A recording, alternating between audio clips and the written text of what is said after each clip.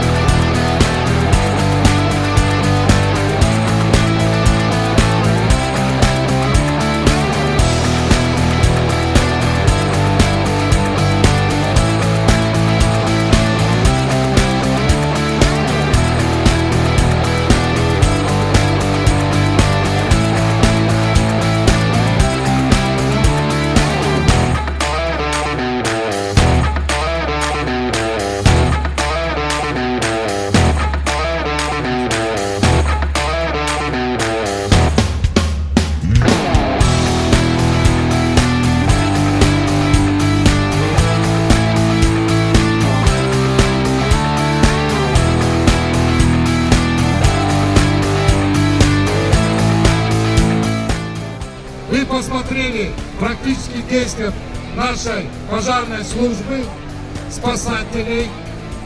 Вы уже будете иметь в виду, чем они занимаются, как занимаются.